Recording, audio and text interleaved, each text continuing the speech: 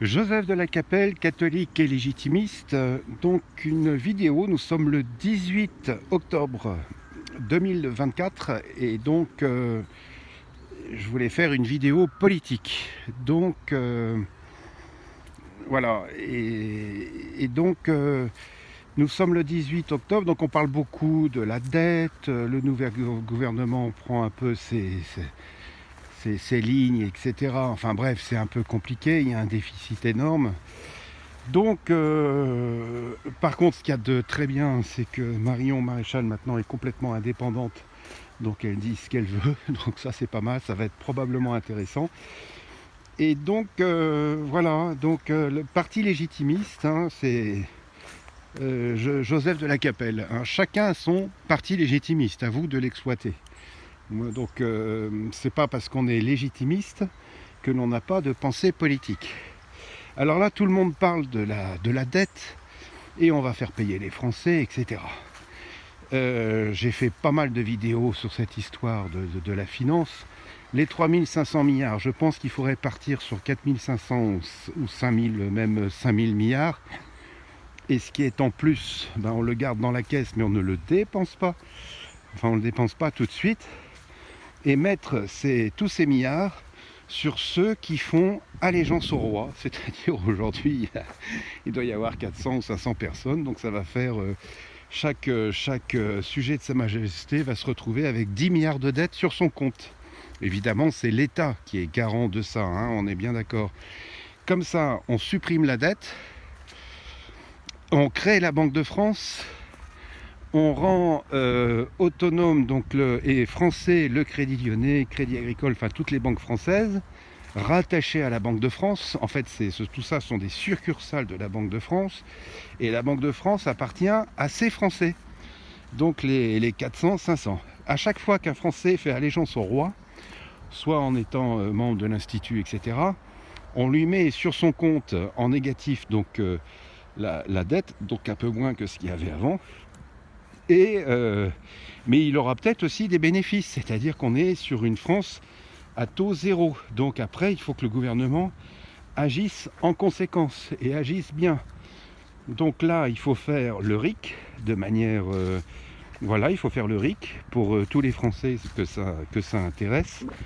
Interdiction d'aller contre la monarchie française, parce que c'est voulu par Dieu, donc c'est comme ça.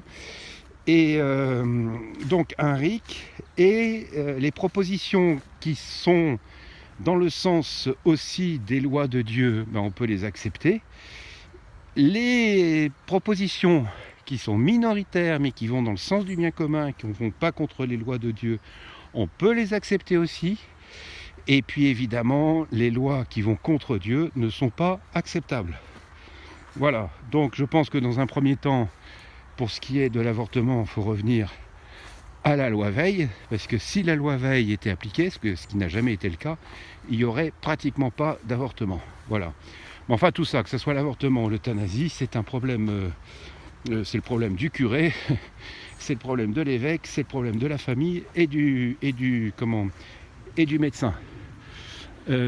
Avant qu'il y ait ce problème d'euthanasie, etc., les médecins, autrefois, moi j'ai eu dans ma famille des cas, quand la personne était en fin de vie et puis qu'il y avait beaucoup de souffrance, le médecin en conscience devant Dieu, il faut avoir le sens de devant Dieu, c'est pas devant l'État, c'est devant Dieu, les médecins donnaient des produits qui allégeaient la souffrance.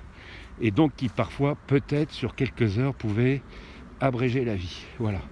Et ça, c'était, je vous parle des années 50, quoi, hein, on est d'accord.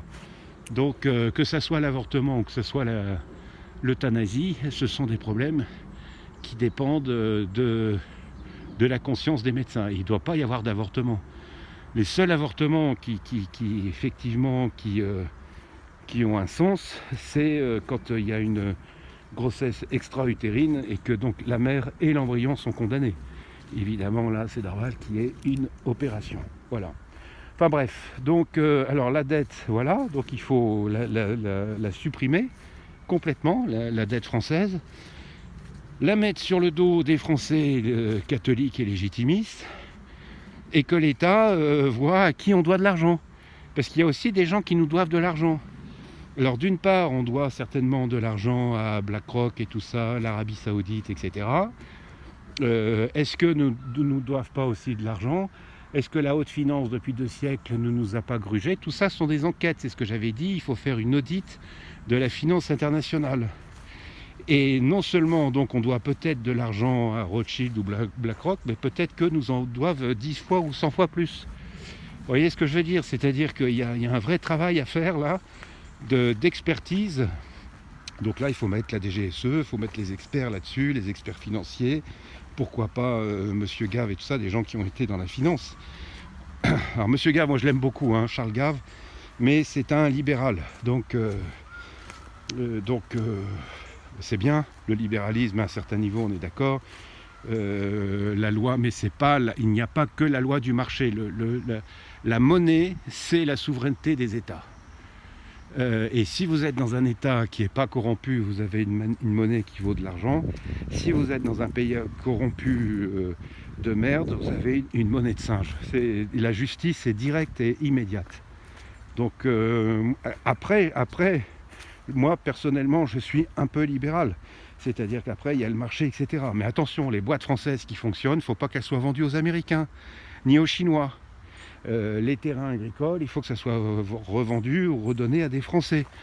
Ça va pas être vendu à des financières chinoises. Donc là, je ne suis pas du tout libéral. Voilà, il faut que des très belles boîtes françaises appartiennent aux Français. Et il faut que les Français soient actionnaires à 80% au moins. Voilà.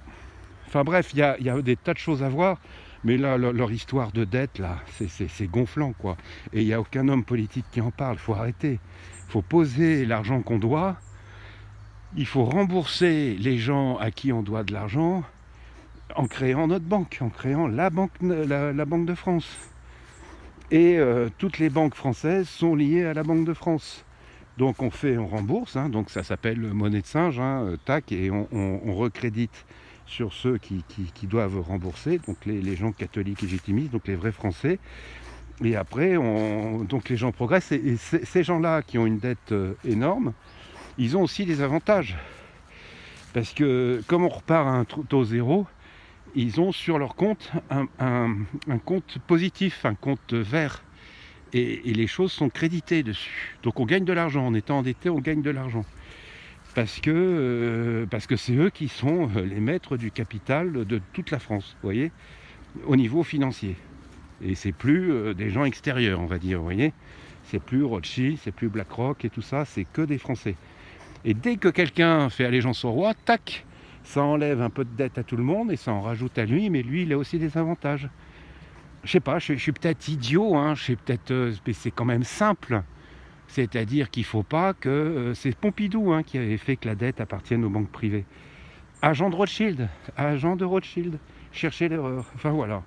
Écoutez, quand on aura déjà fait ça, tout ce que je viens de dire, ça sera déjà pas mal. Pour ce qui est de la monarchie française, soyons patients, prions à cette intention.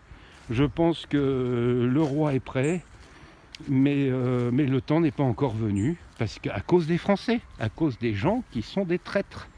Voilà, qui sont des lâches. Il n'y a pas assez de vrais légitimistes. À très bientôt à tous, que Dieu vous garde, Notre-Dame de Boulogne, Notre-Dame de France, priez pour nous. Tous les cœurs angéliques, protégez-nous, guidez-nous, priez pour nous, conduisez-nous au saint paradis de Dieu. Notre-Dame de Boulogne, Notre-Dame de France, priez pour nous. Et tous les saints et saintes du paradis et du purgatoire, priez pour nous. À très bientôt à tous. Deus et Rex.